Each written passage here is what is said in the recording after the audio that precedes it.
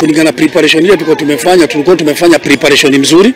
Ukiangalia timu sasa hizi imepick, vijana wote weko on top. Kile tu ningelisema itabidi tu tufanye maandalizi mazuri before tucheze na Gor Mahia. Still tutacheza hapa nyumbani na Gor Mahia, na mimi na hakika tutakuwa tumejipanga vizuri.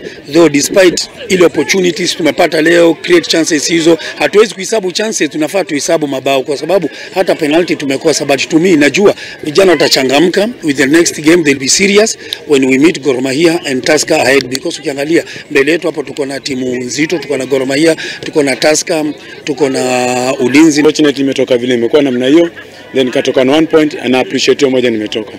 Then sasa from today I'm going to work on those areas my weaknesses nimeona kwa saizi, then those are make sure kwa next coming matches kwa sababu nakutana na Bidco next game nyumbani, and make sure at least nimetoka na those 3 points and then nione nitakuwa liko wapi.